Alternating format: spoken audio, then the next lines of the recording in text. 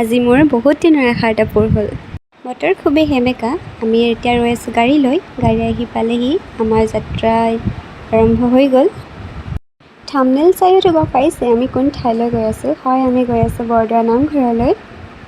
গোলাঘাটৰ পৰা নগাঁও যাওঁতে যি ৰাস্তা আমি পাওঁ খুবেই ধুনীয়া। আৰু এয়া আমি আহি পাই গ'লোহি জখলাবন্ধা। অকণমান চাহ খাই লওঁ বুলি ভাবিলোঁ। চাহ খাই উঠি আকৌ আমাৰ যাত্ৰা আৰম্ভ হ'ল। আচলতে তাত চাহ খাই উঠিয়ে মই টোপনি গুচি গ'লোঁ। চাহ খালে মানুহৰ টোপনি ভাঙে, কিন্তু মোৰ টোপনি আহিলেহে। একো নাই, আমি এয়া গৈ আছোঁ।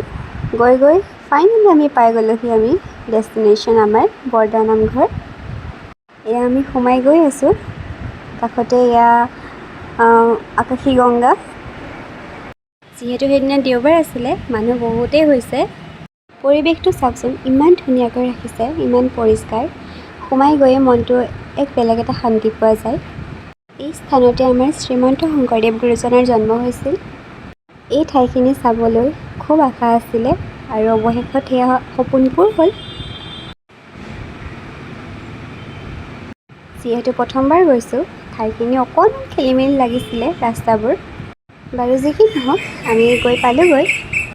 আমি গৈ পাওঁতে 12 মানে বাজিছিল। সেই সময়তে শৰাইও ভাঙিছে। আমি সেৱা ল'লোঁ, প্ৰসাদো খালোঁ। অকণমান পৰিৱেশটো দেখুৱাই দিছোঁ আপোনালোকক। এয়া মূল নামঘৰ ভাগৰ পৰিৱেশ। তাৰপাছত গ'লোঁ আমি এয়া পুখুৰী পাৰলৈ। তাত বহুত সময় বহিলোঁ আৰু তাৰ বতাহবোৰ ইমান ধুনীয়া চেঁচা বতাহ বলি আছিলে।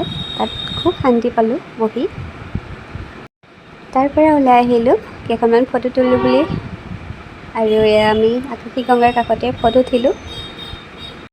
এতিয়া আমি গৈ আছোঁ শ্ৰীমন্ত শংকৰদেৱ গুৰুজনাৰ আৱিৰ্ভাৱ ক্ষেত্ৰলৈ, নতুনকৈ নিৰ্মাণ কৰা। এইটো ভিডিঅ'ত ইমানখিনিয়ে আছিলে। আৱিৰ্ভাৱ ক্ষেত্ৰৰ ভিডিঅ'সমূহ আহি আছে সোনকালে। চেনেলটো ছাবস্ক্ৰাইব কৰি যাবলৈ নাপাহৰিব। জয় গুৰু শংকৰ।